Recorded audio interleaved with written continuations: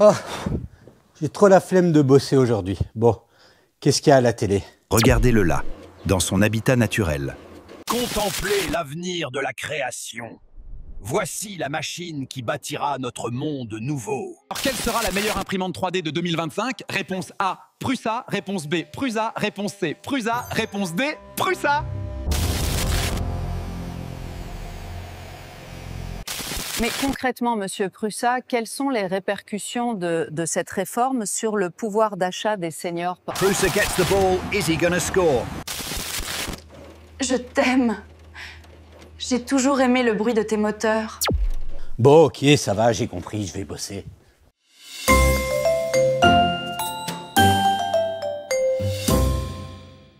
Bonjour et bienvenue sur Technapa, la Tech à Papa. Alors oui, elle est déjà là, dans l'atelier, la Core One L. Je pense qu'au moment où j'enregistre, je dois pas être loin d'être parmi les premiers ou les seuls d'ailleurs en Europe à l'avoir eu. Mais donc, elle est là. Alors, si vous avez suivi sur les réseaux sociaux, DHL s'est fait plaisir avec le transpalette. Donc j'espère qu'à l'intérieur, elle n'a rien. Donc je suis pressé de l'ouvrir pour regarder ça parce que voilà, c'est malheureux, c'est triste que ça arrive comme ça. Sachez, si vous la commandez, ça a été le cas pour moi, elle est arrivée sur palette. Alors je n'ai pas vu qu'elle était cassée parce qu'elle était bien emballée, donc sur une palette en bois, enroulée d'un plastique noir.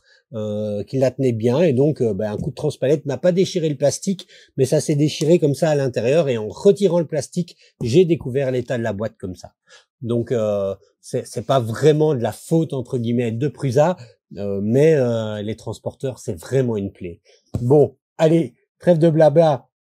Si elle vous intéresse, n'hésitez pas à la commander en passant par le lien que vous retrouverez en description. C'est un lien avec le code Technapa.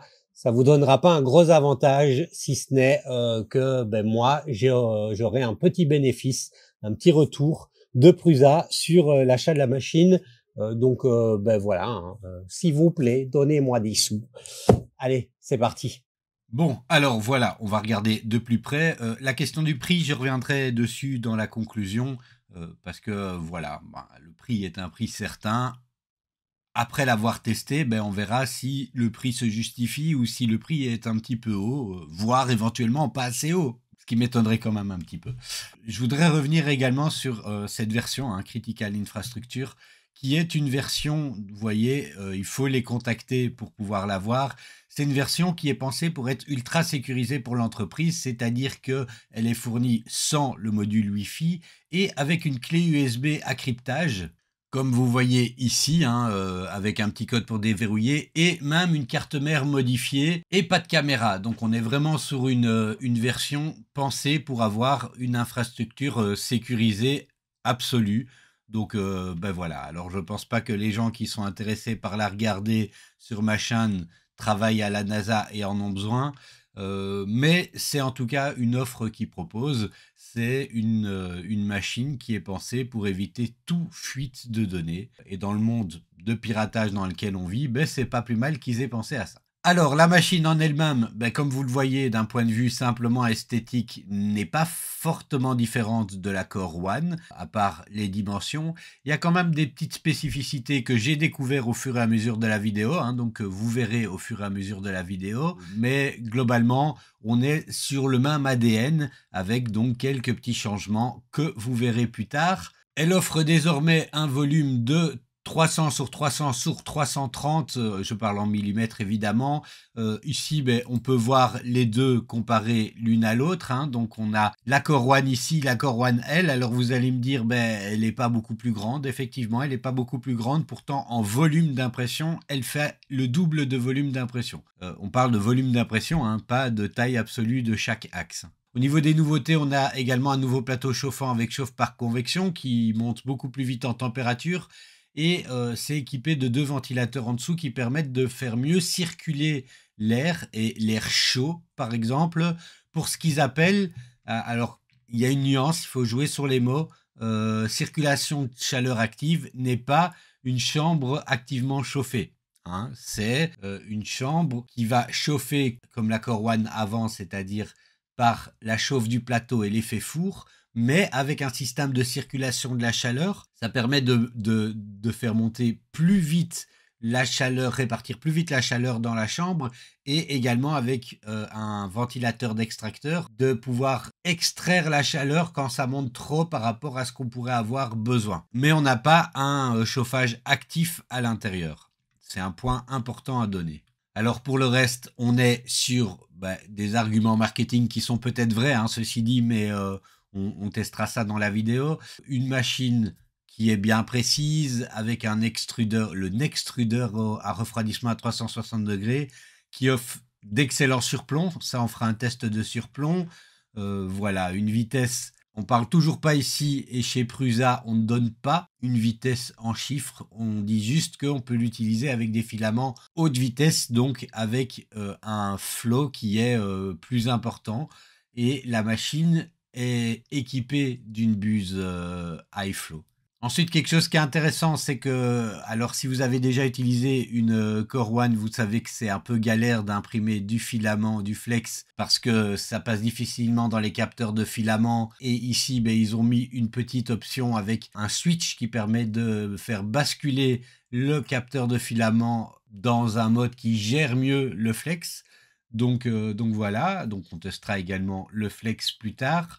Et chose qui est importante à noter, c'est qu'ils mettent en avant le fait que, hop, on peut garder toutes les pièces en stock, enfin que eux gardent les pièces en stock pendant des années, donc l'acheter maintenant permet de pouvoir réparer et faire de la maintenance pendant des années. Attention, et c'est un point que vous verrez dans la vidéo, il n'y a pas de kit de mise à niveau disponible depuis une MK4S ou une Core One vers cette Core One L. C'est bien que ce soit une Core One, pour eux c'est une nouvelle machine, et donc on n'est pas dans la logique des kits de mise à niveau qu'ils nous ont donné l'habitude d'avoir par rapport aux anciennes machines. C'est un point, je pense, qui va fâcher. C'est un point, je dois avouer, qui me déçoit un petit peu. Enfin, point important pour ceux, par exemple, qui apprécient les bambous, mais qui n'apprécient pas leur verrouillage propriétaire. Ils mettent en avant que on est propriétaire de notre imprimante, on n'a pas simplement une licence d'utilisation, on fait ce qu'on veut, et on peut l'utiliser de manière complètement indépendante d'un cloud, puisqu'ils ont un cloud, Prusa Connect, mais on peut l'utiliser de manière complètement indépendante. On ne va pas dépendre, pour avoir accès à toutes les fonctionnalités de la machine, de l'utilisation d'un cloud, comme c'est le cas avec Bamboo Studio par exemple. Alors au niveau du prix, on est sur 1699 €, ce qui fait 1404 sans TVA. C'est un prix certain. Et ce qui est possible également, c'est de rajouter pour 80 € un kit de filtration pour Core One plus kit de filtration. Kit de filtration qui est un kit Alveo 3D pour ceux qui connaissent. Voilà, donc c'est une marque française. Allez, voilà un petit peu pour les caractéristiques. Maintenant, on va l'analyser de plus près. Bon, alors on va l'ouvrir. Oui, regardez, les coups, c'était aussi ici. J'ai l'impression que ça a été un ballon de foot que DHL a utilisé dans la cour de récré. Bon, qu'est-ce qu'on retrouve dans la boîte? Alors, pour commencer, un plateau. Donc, ce sont des plateaux, ce sont des nouveaux plateaux. C'est pas compatible avec ce qu'il y avait avant. Et ici, c'est un plateau satin, donc légèrement texturé. Évidemment, le petit paquet d'Haribo, puisque Haribo c'est beau la vie. La petite clé USB Core One L, le câble d'alimentation. Alors le support de bobine qui, comme vous le voyez, arrive imprimé je sais pas si ce sera toujours qui sera imprimé ou si c'est parce que moi j'ai une des premières séries. Mais voilà, il arrive imprimé et il a une forme particulière par rapport aux anciens supports de bobine et qui n'a pas la même forme que celui de la Core One, ou en tout cas pas celui de la Core One que moi j'avais. Je ne sais pas si entre-temps, dans des nouvelles séries, ils avaient changé ça, mais voilà. Et enfin, une nouvelle version de la Buddy Camera qu'ils promettent meilleure, qui d'un point de vue extérieur est toujours la même. Donc on a une coque qui est pensée pour être mise à l'intérieur de la machine. Donc on installera ça plus tard dans la vidéo. Et enfin, le manuel qui est toujours fidèle à lui-même, en anglais uniquement, et on va retrouver dedans une petite planche d'autocollant si on avait envie. J'ai dit enfin, mais c'est pas enfin, la boîte est tellement grande que de l'autre côté il y avait des choses et que je m'en suis pas rendu compte. Alors là aussi, je sais pas si c'est de série ou si c'est parce que c'est une machine qui a été envoyée aux influenceurs, mais on a une buse, je vous dirai ça plus tard dans la vidéo, on a une buse ici en acier renforcé de 0,4, le petit ticket pour nous prouver tous les checks qu'elle a passés, puisqu'elle est précalibrée d'usine, donc elle arrive à la maison, normalement vous n'avez rien à faire, sauf quand elle a pris des coups de transpalette. Toute la visserie et la quincaillerie nécessaires pour l'utilisation de la machine, dévisser les buses, etc. Et enfin, d'autres petits accessoires comme des rivets et de l'alcool isopropylique, ainsi que de la graisse lubrifiante. Alors, heureusement, la machine arrive emballée dans une autre grande boîte. Donc, et là, il n'y a pas eu l'air d'avoir le moindre coup sur les cartons à ce niveau-là. Donc, normalement, la machine ne devrait ne rien avoir eu. Et ça, c'est plutôt une bonne idée de la part de Prusa d'avoir mis, en fait, la machine est vraiment mise avec une espèce de cloison étanche entre la première caisse et la deuxième, et ça absorbe les coups. Et donc, c'est pas mal. Enfin, on va sortir la machine en elle-même, qui arrive avec un échantillon de filament, et par échantillon, je veux dire avec 1 kg de filament, et ça, c'est pas plus mal. Et la machine en elle-même qui est déjà complètement montée, on a a priori rien d'autre à faire que d'installer l'écran. Et voilà, alors, au premier coup d'œil, il n'y a pas l'air d'avoir de la casse. Alors bon, on a une série de plastique à retirer, qui est beaucoup plus facile à retirer que celui qu'il y avait sur la Core One, et du dévissage. Bref, on est parti pour la partie montage. Bon, alors j'ai reçu un peu plus tard dans la journée 2 autres colis qui contenaient un peu de filament pour des tests et ceci. Et donc c'est quoi? C'est le kit de filtration avancé pour la Core One. Donc, eh ben voilà, c'est pas plus mal. Et c'est un kit de chez Alveo 3D. Alors ceux qui connaissent pas, c'est une firme française qui font des kits de filtration qui, enfin moi je les trouve très bien en général. Donc ben, je vais le rajouter sur la Core One au passage. Donc on verra ça dans la vidéo à propos du montage, enfin juste après dans la vidéo. Ainsi que 2 plateaux, le texturé comme vous voyez ici, donc qui accompagne. Ça, c'est pas des choses que vous avez de base avec la machine, sauf évidemment si vous le commandez avec. Mais donc le texturé qui est ici et le lisse, voilà, qui est ici également, qui sont donc des plateaux à taille spéciale pour cette machine, hein, puisque ce sont des dimensions différentes de la gamme précédente, MK4, Core One, etc. Bon, maintenant je vais procéder au montage de la machine. Juste, j'ai reçu une information entre-temps. Depuis que j'ai annoncé que j'avais la machine, j'ai eu plusieurs fois des messages sur différents groupes Facebook ou directement par message qui m'ont demandé est-ce qu'il va y avoir un kit de transformation MK4, MK4S vers Core One L, comme il en existe un vers la Core One, et est-ce qu'il y aura un kit de transformation Core One vers Core One L? Alors ça va en décevoir certains d'entre vous, mais la réponse est non. Voilà, il y aura pas de kit, c'est un format particulier. C'est dommage, ça perd un petit peu l'esprit de ce que Prusa nous a habitués jusque-là, et je sais, j'ai un ami par exemple qui est déçu d'avoir commandé la Core One il y a quelques semaines, ne sachant pas qu'une Core One L et que sa Core One ne serait pas améliorable, sortirait. Donc oui, sur ce point-là, malgré tout, l'affection que je peux avoir pour Prusa, et vous, ceux qui me suivent le savent, j'apprécie toutes les marques. Et Prusa ne déroge pas à la règle. Il n'y a aucune marque que je n'aime pas. Il y a des marques que j'aime mieux et j'aime bien le fonctionnement des Prusa. Mais voilà, je trouve effectivement dommage qu'on dérive un petit peu de la ligne habituelle et de l'argument du si vous achetez une Prusa, elle est valable pendant X années parce qu'elle pourra s'améliorer. Il y aura des kits de mise à jour. C'est vrai jusque maintenant, ce n'est pas vrai avec celle-ci. Alors, la première étape du montage de la machine, c'est de venir retirer l'écran, hein, donc le panneau magnétique. Alors, on va d'abord retirer ici, découper les petits serre-joints.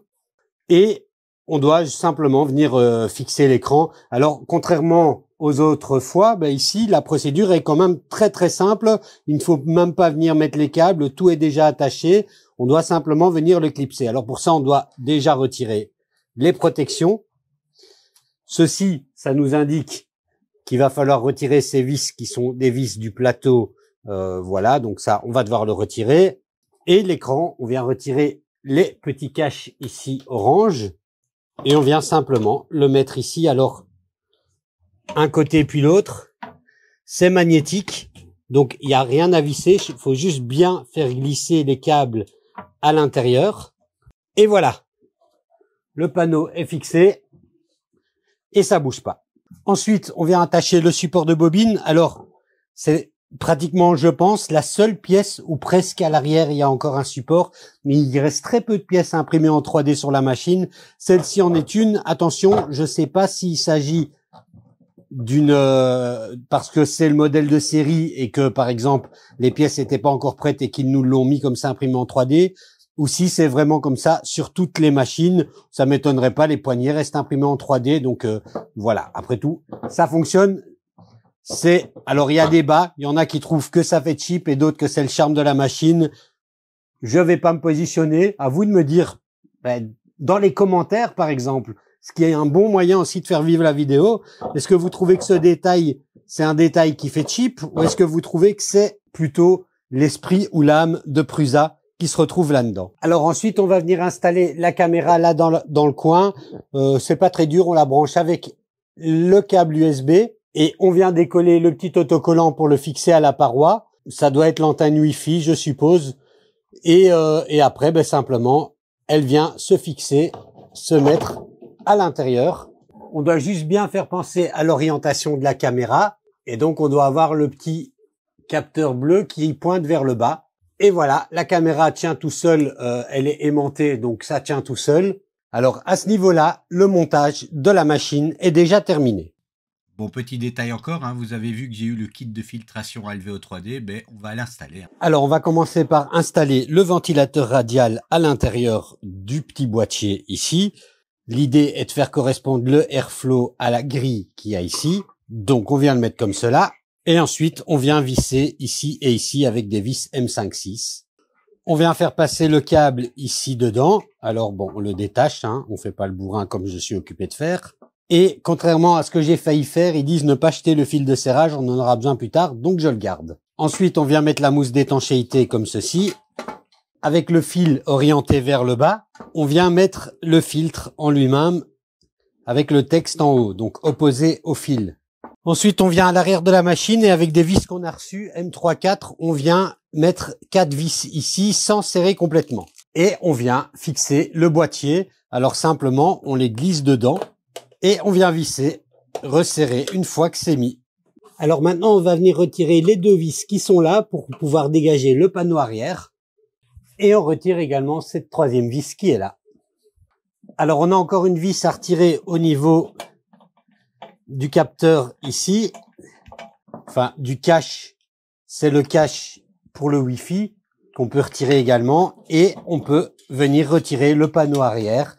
Donc, le panneau arrière, c'est 3 vis à l'intérieur, plus la vis en dessous du capteur. Et puis, tant qu'à faire, pour ceux que ça intéresse, vous avez l'électronique de la machine qui est ici.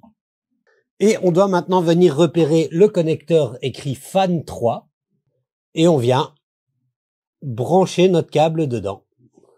Alors, vous voyez qu'on a un petit trou ici pour le faire passer. Mais on peut quand même essayer avec le serre-câble qui nous conseillait de garder, de faire quelque chose de propre. Et voilà, moi je l'ai fait passer derrière ici le connecteur NFC et c'est branché. On peut refermer le tout et on verra après dans le menu, on a une nouvelle option ventilateur de filtration qui est disponible. Il faudra venir l'activer, le mettre en mode automatique ou en mode on si on veut pouvoir l'utiliser. Donc voilà, un peu cheapo pour installer ce kit de filtration, mais un ajout appréciable si on travaille régulièrement avec du filament qui est plus nocif, et notamment de l'ABS. Bon alors voilà, elle est complètement finie d'être montée, donc maintenant on va faire un petit tour du propriétaire. Bon alors le premier changement évident, c'est évidemment la taille. On est sur une machine qui est bien plus grande que sa petite sœur, hein, la Core One, puisque on a un plateau qui va à 30 sur 30 et on peut monter à 330 mm d'impression. Donc on a un volume, alors en termes de volume, on est sur le double du volume d'impression de la Core One normale. Alors évidemment, hein, les dimensions, les volumes, c'est pas exactement la même chose, puisqu'on n'a pas strictement le double de dimensions sur chaque chose, hein. Les magies des maths, c'est comme ça. Alors, autre détail qu'on voit tout de suite, hein, c'est le plateau qui est différent, outre sa taille évidemment, donc qui est en aluminium et qui est conçu, donc c'est de l'aluminium, c'est 4 mm d'aluminium, et il est conçu de manière à pouvoir permettre une homogénéité plus large du chauffage du plateau, donc pour éviter des zones qui soient un petit peu moins chaudes que d'autres. C'est d'ailleurs un point qu'on vérifiera après avec un thermomètre thermique. Alors en dessous du plateau, hein, on le voit pas ici, mais on a deux ventilateurs qui sont conçus pour venir améliorer l'airflow et donc le passage d'air chaud pour la chambre qui n'est encore une fois pas ici une chambre activement chauffée, pas comme moi je l'entends et pas comme nombreuses personnes l'entendent, mais une chambre qui est régulée, et régulée grâce à un système de circulation de l'air chaud et de fermeture de la machine avec une fermeture du panneau par-dessus et hermétique ou globalement hermétique pour le reste des entrées possibles. Alors au niveau de l'écran, pas de grande différence, hein, on est sur le même écran que la Core One normale avec la petite ligne ici qui n'est pas du tout tactile ou quoi que ce soit, hein, c'est de la déco, et toujours le double fonctionnement avec la molette et avec l'écran tactile. Alors, vu l'interface, et l'interface n'aura probablement pas changé d'après les images que j'ai vues, vu que là je l'ai pas encore allumé, vu l'interface, la molette fonctionne toujours aussi bien et je dois avouer que moi j'ai tendance à utiliser la molette plutôt que l'écran tactile. Mais les deux sont possibles. Dans ma dernière vidéo sur la Core One, j'avais vu quelques commentaires disant oui, c'est dommage qu'ils ont toujours pas mis un écran tactile. L'écran est tactile. L'interface est juste pas toujours bien pensée pour le tactile. Et vous allez me dire, ça fait une différence? Oui, ça fait une différence quand même. Ben, vous avez déjà vu tout à l'heure, hein, sur le côté, on a le nouveau système de bobine. Alors, on a la poignée ici, hein, qui laisse entrevoir le petit tube PTFE de chargement du filament. Vous verrez, on va voir à l'intérieur qu'il y a un nouveau petit système pour quand on veut charger du TPU plus facilement. Sur l'arrière, ben évidemment, ça va dépendre. Donc ici, j'ai le système de filtration qui n'est pas d'origine. On a l'alimentation ici qui n'est plus sur deux blocs comme on avait pu le voir avant. Alors, le module Wi-Fi peut être retiré pour des raisons de sécurité si on a envie. Il est accessible ici. On a également un tag NFC là. Et ce qui est important, hein, on ne le voit pas ici, mais ici en dessous, on a une prise RJ45. Et moi, j'aime bien avoir des prises RJ45 sur mes imprimantes. Et puis sur le côté, le bouton on-off qui est pas vraiment très accessible. Alors moi, bon, c'est pas bien pour la consommation, mais j'ai tendance à laisser mes imprimantes allumées en veille. Mais je trouve que, surtout vu la taille de l'imprimante, c'est un peu compliqué d'aller le chercher là derrière en étant par derrière comme ça et en tâtonnant. Bon, voilà. C'est dû à la place de l'alimentation, mais un petit câble déporté sur le côté, ça aurait peut-être été mieux. Bon, voilà. Et enfin, de l'autre côté, alors, ça prend les traces. Hein. Ici, vous voyez, l'acrylique prend les poussières de mon atelier. Alors, sur le côté, toujours les mêmes poignées imprimées en PETG orange et une alcôve qui permet de venir y mettre les accessoires que vous voulez si vous imprimez des choses en mettant des magnettes. Je vais certainement faire comme avec la Core One, c'est-à-dire venir y mettre quelque chose pour stocker mes plateaux, comme ceci. Donc, j'aimais bien, ça me permettait de garder mes plateaux sous la main facilement. Et je trouvais ça sympa, à moins que je mette un porte-outils. Enfin, je verrai bien ce que je pourrais imprimer. Alors, avant de regarder à l'intérieur, il y a un détail qui pour moi est vraiment un gros détail. Alors c'est pratiquement rien, hein, c'est deux petites pièces imprimées en plus, mais ça change tout. Je vous explique.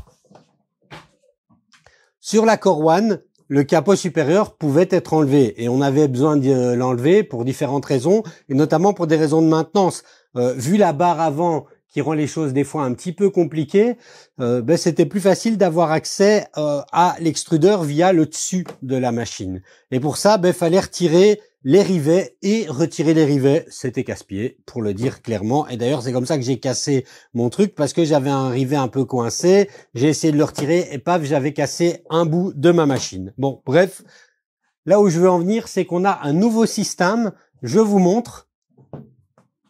À l'intérieur, on a un petit clips. Et hop, le panneau se retire tout seul via un système de clips et peut être maintenu. Alors, il faut bien le remettre. On le clipse d'abord vers l'arrière et on le reclipse vers l'avant, comme ceci. Et du coup, le panneau tient. C'est vraiment un plus, je trouve, appréciable pour moi. Ah, et petit détail qui peut avoir son importance pour certains, l'ouverture de la porte n'est pas à 90 degrés, mais on n'est pas loin. On doit être aux alentours de 80-82 degrés, ce qui permet quand même une large ouverture de la porte. Au niveau de la porte, elle est également réversible, donc il suffit de venir la démonter et venir la remonter de l'autre côté. Donc ça, c'est selon vos usages, si c'est plus facile pour vous. Alors, à l'intérieur, vous aviez déjà vu la caméra, donc elle est située là. Et de l'autre côté, on a ce petit switch orange ici. C'est un switch qui permet justement de venir charger filament TPU beaucoup plus facilement. Donc, on testera ça dans la vidéo, mais c'est un point appréciable et c'est une des nouveautés de cette Core One L. Alors, autre nouveauté, c'est donc ici, ça c'est pas nouveau, le système de panneaux coulissants pour fermer la machine ou l'ouvrir quand on imprime des filaments qui ont besoin de respirer. Donc, par exemple, quand on imprime du PLA, le système, en tout cas, l'effet four dans la machine quand elle est complètement fermée peut venir abîmer la qualité de l'impression. Et donc, c'est pour ça qu'on conseille en général de laisser la porte ouverte ou de retirer le capot supérieur.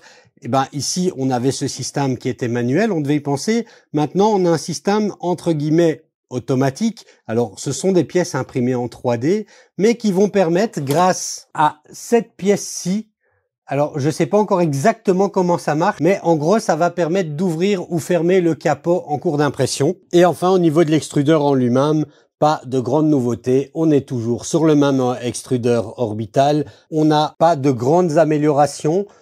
À ce niveau-là, on est très proche de ce qu'on a connu avec la Core One. Je note toutefois quand même des petites améliorations au niveau du maintien du passage de câble. Alors je ne sais pas si c'est des améliorations ou si c'était nécessaire vu la structure de la machine, mais il y a quand même un petit peu de différence au niveau du passage du tube PTFE et du passage de câble. Et on a évidemment une bande LED à l'intérieur. Et voilà, on a fait le tour de la machine. Maintenant, je vais lui trouver une belle place dans l'atelier. Je vais la mettre en route et on va commencer à imprimer avec. Alors, au démarrage, on est accueilli par Joseph qui nous dit bonjour, qui nous demande si on veut se connecter au Wi-Fi directement avec l'application Prusa sur le téléphone pour avoir plus facile que de venir mettre le truc. Alors moi, je vais le faire. J'ouvre l'application Prusa mobile et il me dit d'aller au menu de l'application. Donc, je vous montre ici l'application qui, au passage, permet de gérer ces imprimantes, de voir ce qu'on a en cours d'impression ou d'aller sur Printable, d'imprimer avec Easy Print. Et donc, on vient ici sur les 4 petits carrés et on clique sur configurer le Wi-Fi de l'imprimante. Je choisis la Core One. Je viens mettre les paramètres Wi-Fi et puis je dois venir me connecter à la borne NFC qui est derrière la machine que vous avez vu avant. Il y a une grosse plaque marquée NFC, c'est pas compliqué. Et voilà, comme vous le voyez, c'est écrit Wi-Fi configuré avec succès. C'est quand même beaucoup plus facile comme ça que de devoir venir mettre le mot de passe à l'ancienne. Alors maintenant que le Wi-Fi est fait, on me demande si je veux configurer Prusa Connect et donc ajouter l'imprimante à Prusa Connect. Je dis oui et il va enregistrer dans l'application directement, enfin sur les serveurs de Prusa, et donc on l'aura dans l'application, cette imprimante. Je viens scanner le petit QR code et donc je viens ici sur le bouton ajouter. Je dis qu'elle est connectée, c'est une Core One. Je scanne le QR code et donc je vais dire que c'est la Core One L qui est dans l'atelier. Et voilà, elle est rajoutée avec succès. Et vous voyez ici sur l'écran que ça dit enregistrement réussi.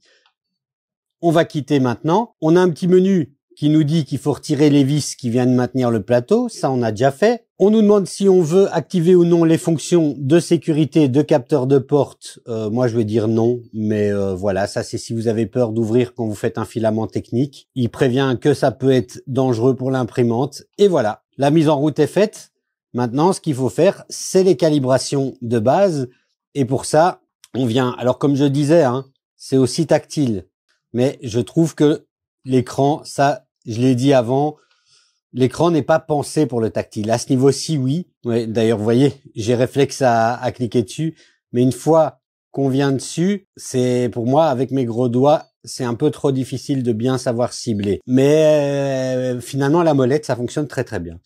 Et on vient tout en bas faire calibration et test. Alors, il faut penser à mettre le plateau sur l'imprimante pour faire ça. Moi, je dois faire une mise à jour de firmware, donc je vais pas lancer la procédure de calibration maintenant, mais globalement, vous la lancez, il vérifie plein de points, il fait les calibrations nécessaires. On a le nivellement du plateau, l'input shaping, enfin voilà, on a différentes choses qui peuvent être faites. Et une fois que c'est fait, l'imprimante est prête à être utilisée. Le menu est toujours le même chez Prusa. Donc, un menu pour le préchauffage pour le plateau ou les buses. Un menu où on va venir gérer notre filament en le chargeant, déchargeant, par exemple. Le menu de contrôle où on va pouvoir déplacer nos axes et encore refaire nos calibrations. Et les réglages de l'imprimante avec si on a une MMU activée, si on a une caméra activée, etc., etc. Donc là, maintenant, vous avez vu un petit peu l'interface. Maintenant, ce que je vais faire, c'est aller placer l'imprimante là où elle doit être placée. Et puis, on va commencer à l'utiliser, à commencer par régler la caméra. Bon, alors voilà, maintenant qu'elle a trouvé son petit coin à elle à côté de sa grande sœur, on va installer, configurer ou activer la caméra. Bon, alors la première étape, c'est évidemment de l'avoir branché et retirer le petit cache de protection dessus. Et ensuite, on vient dans Réglages, Caméra, et on s'assure qu'elle est bien activée. Alors ensuite, on vient soit prendre notre application mobile, soit on le fait via le site internet sur un ordinateur. Et dans les options de notre imprimante, ici la Core One L, on vient cliquer sur Caméra. Vous voyez qu'ici, je n'ai pas de caméra. Je clique sur Ajouter une caméra. J'ai un petit assistant de configuration et je choisis caméra Wi-Fi. Je viens mettre les informations de mon Wi-Fi et ensuite je dois faire scanner ce code QR par la caméra. Alors pour ça, la première chose à faire, je vais venir déplacer ma tête plus loin. On vient appuyer sur un bouton qu'il y a sur la caméra. On l'entend dire, il parle, donc on l'entend dire je cherche un QR code et on lui montre notre QR code. Il nous dit qu'il a compris, qu'il l'a trouvé. Et maintenant, vous voyez dans l'application qu'on voit la caméra. Alors, je vais faire la mise à jour de la caméra. Comme ça, donc ici, simplement en cliquant sur version firmware. Et j'ai une série d'options possibles, notamment venir sauvegarder sur carte SD. Alors, il faut mettre une carte SD dans la webcam. Moi, j'en ai pas mis. Et on peut venir modifier nos paramètres. Enfin, bref. On a toutes les options de la caméra qui sont à ce niveau-là et on a différents modes. Alors là, il est toujours occupé de faire la mise à jour. Et voilà, maintenant que la caméra est mise à jour, on peut voir qu'on a quelques options. On peut activer le flux RTSP sur le réseau local. On a l'intervalle de mise à jour des captures. On peut, si on met une carte SD, venir y mettre, venir y sauvegarder nos timelapse. Et comme vous pouvez le voir, on a quand même une image, une qualité beaucoup plus belle. Et on a un paramètre de qualité, je vais mettre Full HD. Et voilà, maintenant que la caméra est réglée, on va faire les premières impressions. Alors, je vais commencer par faire quelques tests avec les fichiers qui sont sur la carte SD. Et puis, on verra pour le reste. Et je vais commencer par ce petit dragon qui est un premier test pour voir si ça fonctionne bien avec du Prusaman. Donc là, je vais mettre du PLA Lipstick Red. On va voir ce que ça donne. Bon, alors ça, c'est imprimé. On va le regarder de plus près. Et donc, le voilà. C'est quand même très, très propre. Évidemment, ça, c'est un des fichiers qui est mis sur la clé USB. Donc, on peut se dire qu'il a peut-être été optimisé pour.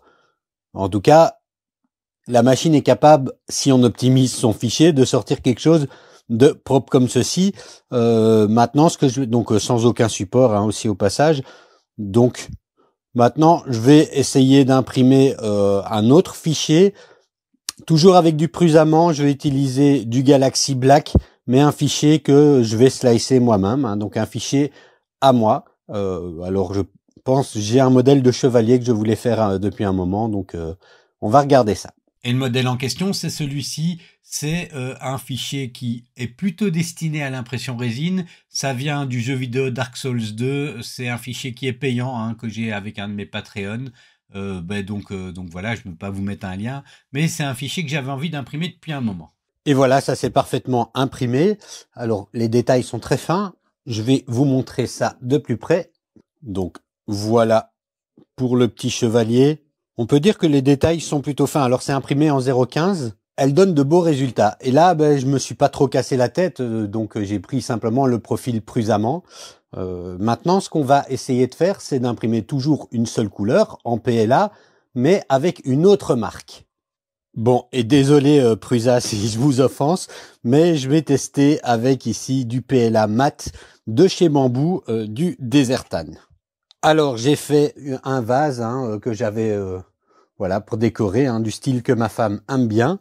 Là aussi, ici, le vase est en hauteur de 0,2 et pas grand-chose à dire. C'est quand même relativement propre. Bon, alors voilà de plus près. J'ai pas calibré le filament. J'ai pris simplement le profil de prudemment et il est sorti. C'est quand même relativement propre, sans calibration spécifique du filament avec de la marque tiers. Et j'ai également imprimé quelque chose de plus fin, de plus petit. Et comme vous voyez ici, la petite tour Eiffel, les détails sont quand même pas mal marqués.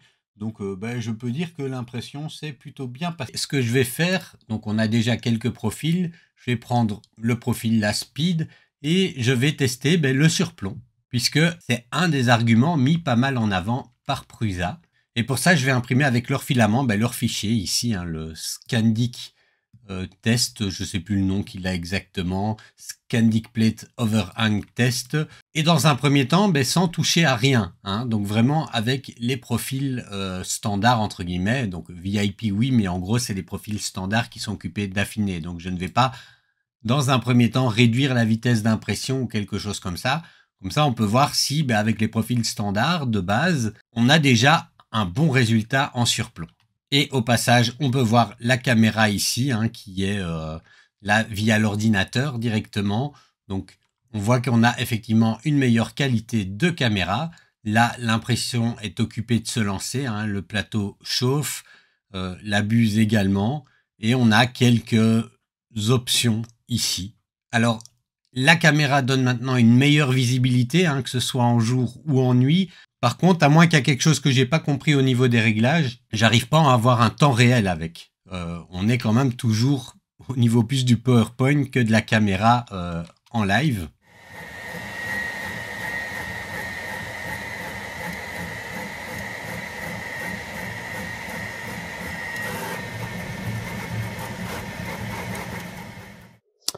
Alors, voyons voir ça. Est-ce que les surplombs sont corrects?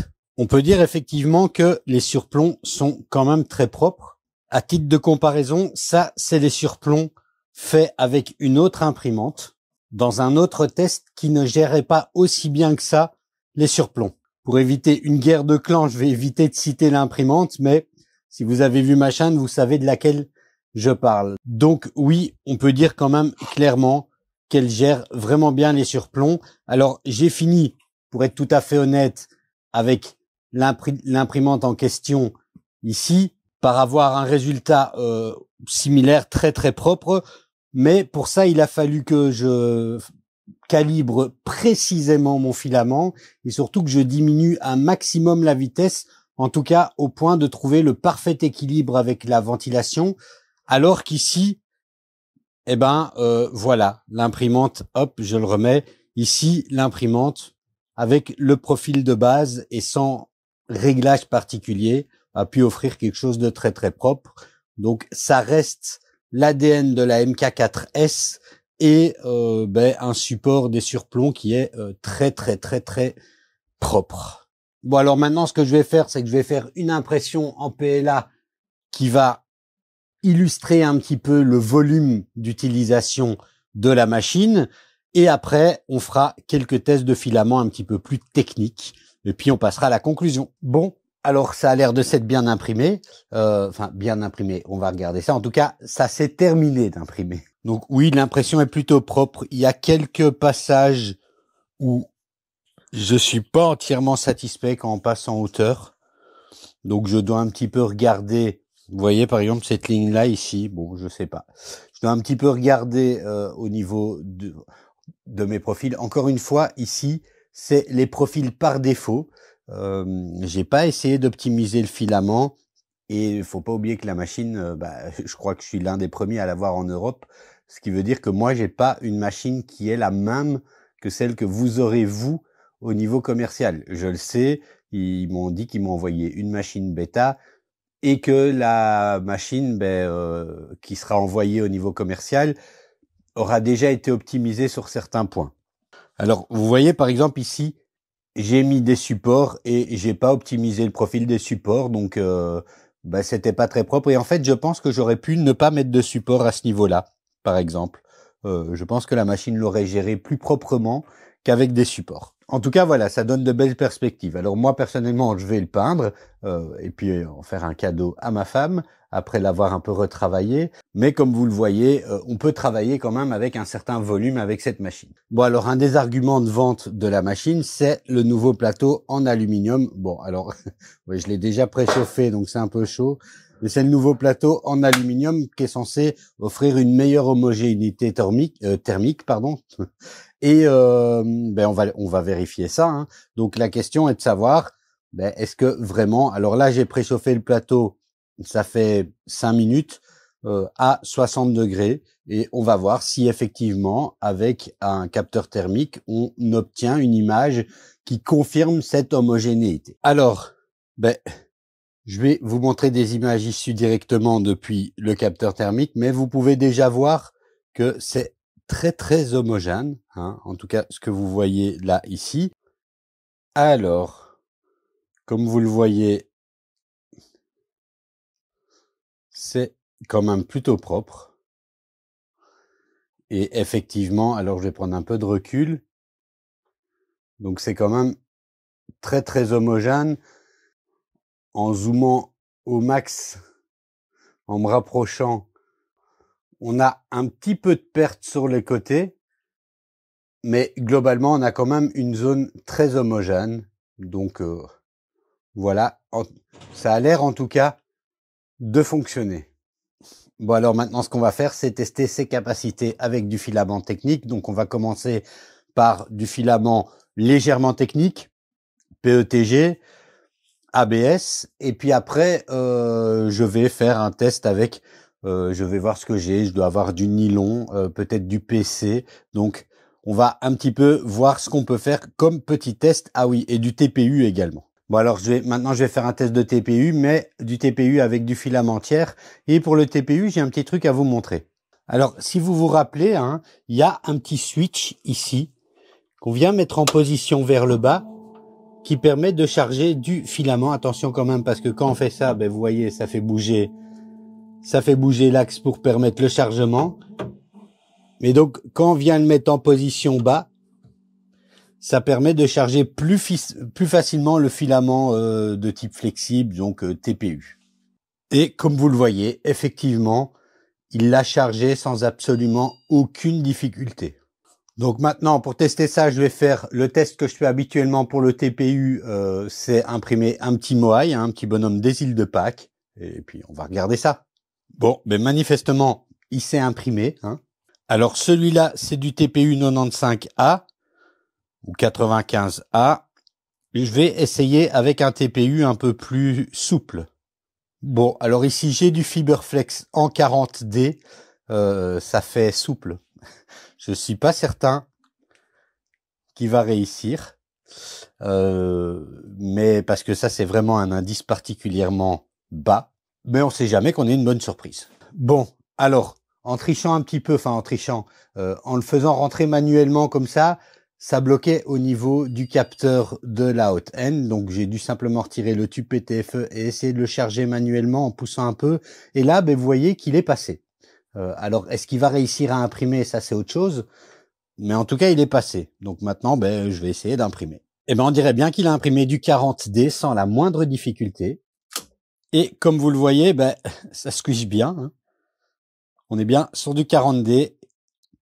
Et franchement, à part ici, le plateau, peut-être, la température était un peu chaude. Ça marche bien. Bon, alors, ce que je voulais faire pour imprimer du PETG, c'était un porte-plateau. Alors, j'ai cherché, hein, donc vous voyez ce genre de porte-plateau-là, j'ai cherché, il en existe des modèles pour la Core One normale, mais pas encore pour la Core One L. Donc, je me suis dit, tant qu'à faire, autant en faire un. Donc j'ai pris mes petites mesures et je passe sous Fusion 360.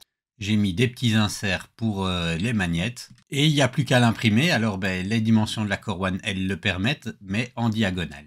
Je vais prendre le prudemment PETG et puis je vais peut-être juste mettre un remplissage gyroïde et 3 périmètres. Et voilà, alors je vais essayer sans support. C'est a priori pas nécessaire, il doit pouvoir faire le pont. Bon, alors voilà, hein, ça c'est bien imprimé. Pas de difficulté particulière, ça s'imprime comme du PLA. Vous avez vu maintenant, je vais mettre les petits magnettes ici avec un petit point de colle et puis on va l'installer. Bon, alors c'est pas de chance, hein, mais vous voyez, j'ai fini par mettre du double face parce que, non seulement j'avais pris les mesures à droite et à gauche, mais j'ai pas regardé et c'est moins profond à gauche qu'à droite. Bon, c'est pas grave, ça ira quand même. Je referai quand même mon modèle à l'occasion, histoire que ça corresponde, puisque là, j'avais prévu une petite rigole. Mais surtout, on a un châssis qui n'est plus autant en acier qu'avant, hein, vu qu'il y a pas mal d'aluminium. Et ça colle pas, les aimants. Voilà. Donc, on n'est pas sur la même logique que la première Core One pour ce qui est en fait de la personnalisation grâce aux aimants. J'ai pas réfléchi, mais c'est pas grave. Voilà, ce sera fait avec du double face dans mon cas et ça permettra quand même de tenir les plateaux. Et voilà, au double face, ça bouge plus. Alors, je peux venir ranger mes outils ici et voilà, ça fait plus propre quand c'est rangé comme ça. Et cette expérience nous a appris une chose, c'est que l'intérieur ici n'est plus aussi personnalisable qu'avec la Core One, puisqu'on n'a plus le même magnétisme qu'avec la Core One. Et d'ailleurs, regardez, avec un petit aimant, ici, il tient à peine, mais par contre, il a envie. Ici, les barres latérales sont encore en acier. Donc là, ça tient bien. C'est vraiment cette partie-là qui n'est plus de l'acier, c'est de l'aluminium, probablement pour une question de gestion de la chaleur. Donc on peut encore mettre des choses ici sur les côtés, sur les barres, faire par exemple un support à outils, ça passera encore. Alors maintenant qu'on a testé le PETG, on va tester du PC Blend. Alors j'ai encore ici du Prusamment, de PC Blend Jet Black. Donc je vais faire une petite pièce technique avec ce filament. Bon alors pour tester ce PC Blend, je me suis dit que le mieux à faire c'était d'imprimer ceci. C'est un outil, je vous montre ici, un outil pour nous aider au remplacement de la buse. Et donc voilà, c'est utile. Le PC Blend est résistant également, plus résistant à la chaleur, donc c'est approprié. Il y en a deux, une version avec chaussettes et une version sans chaussettes. Donc je vais imprimer les deux. Allez, c'est parti. Alors ça a l'air de s'être imprimé et de s'être imprimé sans aucune difficulté, comme si c'était du PLA. Alors je précise que pour le maintien, j'ai utilisé de la Magigou spéciale pour PC. Voilà, je préfère pas prendre de risques, surtout pas avec des matériaux aussi chers. Et voilà la pièce. Alors, elle s'est imprimée sans difficulté. Par contre, je vois quand même de légers artefacts. Je dirais pas qu'il y a un problème de VFA à ce niveau-là, mais c'est pas aussi net que ça. Et voilà, après avoir retiré les supports, donc oui, imprimé, ça c'est imprimé. Au niveau de la qualité et de la netteté, je pense que j'ai un peu d'optimisation à donner. Peut-être vérifier également un petit peu mes courroies, on ne sait jamais. Voilà, c'est à ce niveau-là, je peux pas dire que je donne un 10 sur 10 à la qualité de la pièce, mais en même temps, je rappelle que j'ai juste utilisé le profil par défaut sans essayer d'optimiser de quelque manière que ce soit. Et je pense qu'avec un filament technique comme ça, c'est bien de faire vraiment notre calibration précise de ce filament avec cette machine, même si on a des profils par défaut qui donnent déjà des résultats acceptables. Alors, on va continuer l'exploration de nos filaments techniques avec du PA, avec du nylon, mais ici c'est du PA6 GF, donc du nylon PA6 renforcé en fibre de verre. Et pour ça, je vais changer la buse d'origine, qui est une buse high flow en cuivre, par une buse qui est en acier renforcé, mais qui, je pense, n'est pas high flow. Bon alors pour tester ce PA6 GF, j'ai depuis un moment chez moi une petite plaque qui a disparu et puis c'est un peu dangereux parce qu'on peut tomber dedans et c'est censé aller à l'extérieur, donc c'est une plaque, c'est pas vraiment pour les égouts, mais pour l'évacuation d'eau. C'est censé aller à l'extérieur, et donc ce sera soumis aux températures extérieures et au froid. Donc je m'étais dit, ben voilà, le PA6GF, je pense que c'est approprié pour un usage comme celui-là. Et ben on va tester ça. Bon alors voilà, hein, ça c'est aussi imprimé sans difficulté, donc bon, je dois encore le faire cuire un peu hein, pour qu'il soit bien solide et qu'il ait tous ses attributs et sa résistance mécanique. Mais voilà, ça marche bien, c'est plutôt pas mal. Bon alors maintenant, dernier petit test et après on passera à la conclusion. Je vais imprimer de l'ABS dans un filamentière, donc pour lequel je n'ai pas encore de profil, et ben je vais utiliser un profil standard et pas optimiser le filament, et on va voir le résultat qu'on arrive à avoir un petit peu comme ça out of the box ici avec de l'ABS. C'est du Darktil de chez LDO et voilà, bah c'est quand même propre hein. Sans me casser la tête avec une calibration de filament, j'ai juste pris le profil ABS générique. Je suis assez satisfait. Il y a des petites optimisations possibles, mais je pense qu'à ce niveau-là, c'est plus du perfectionnisme. Pour le reste, la pièce est très bien. Et d'ailleurs, ça, c'est une prochaine vidéo que je vais faire, hein, c'est le montage d'une V0. Alors, ben, qu'est-ce que je peux conclure de cette Core One L, pardon.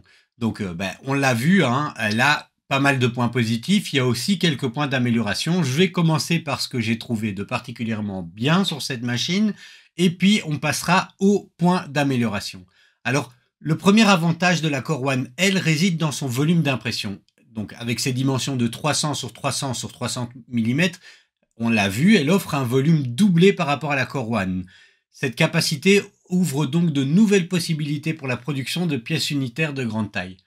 En matière de qualité d'impression, les résultats obtenus rapidement, sans calibration poussée ou out of the box, sont très satisfaisants. Le test des surplombs, un domaine où Prusa excelle, s'est montré particulièrement performant, la machine gérant des angles difficiles avec efficacité, même avec les profils par défaut. L'homogénéité thermique du nouveau plateau en aluminium de 4 mm est un atout mesurable. Mes relevés au capteur thermique confirment une répartition très uniforme de la chaleur sur toute la surface, ce qui est déterminant pour l'adhérence des grandes pièces. De même, le système de circulation de chaleur active, bien que n'étant pas un chauffage actif de la chambre, contribue positivement à la régulation de l'environnement d'impression. Enfin, la gestion des filaments a été facilitée. Le petit switch qui permet le chargement du TPU est un ajout fonctionnel et bienvenu qui résout une problématique récurrente. Les tests avec les filaments techniques, comme le PC Blend et le PA6GF, ont donné des résultats acceptables, voire bons, ce qui laisse entrevoir d'excellentes performances après une optimisation ciblée des profils. Enfin, des améliorations ergonomiques comme le nouveau système de clips pour le capot supérieur simplifient l'accès pour la maintenance. La nouvelle caméra offre une meilleure qualité d'image, bien qu'un flux en temps réel plus fluide pourrait être un axe d'amélioration. L'intégration NFC pour la configuration initiale du Wi-Fi et Prusa Connect offre également un gain de temps appréciable. Voilà, à propos de cette machine. Bon, alors maintenant, examinons les aspects qui pourraient être améliorés ou qui méritent une attention particulière de la part des utilisateurs potentiels. Le premier, pour moi, c'est l'évolutivité et le kit de mise à niveau.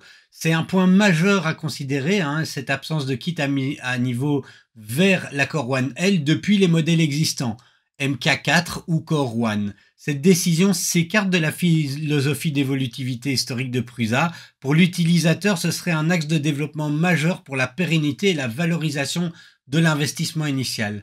Ensuite, l'accessibilité de la commande. L'accessibilité du bouton marche-arrêt situé à l'arrière est perfectible. Compte tenu des dimensions de la machine et de son placement probable contre un mur ou dans une enceinte, un déport latéral ou frontal serait une amélioration ergonomique notable pour l'utilisation quotidienne. Enfin, la personnalisation magnétique du châssis. Le changement de composition du châssis interne vers l'aluminium réduit la capacité d'utiliser des accessoires de rangement fixés par aimant, ce qui était courant sur le modèle précédent.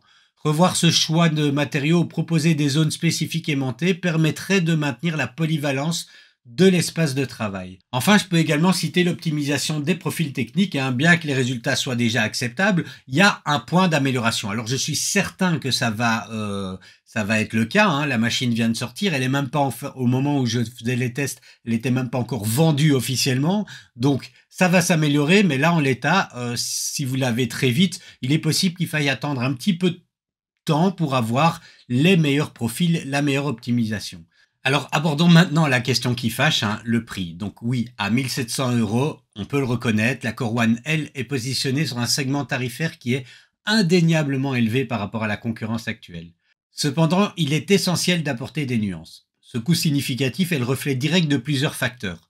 Le développement d'un système Core XY de grand format, l'intégration de composants de haute qualité et une ingénierie axée sur la fiabilité. On paye également pour un écosystème open source mature et des options de sécurité avancées. Un élément crucial justifiant également cet écart tarifaire est la production et l'assemblage complet en Europe, en République tchèque ici.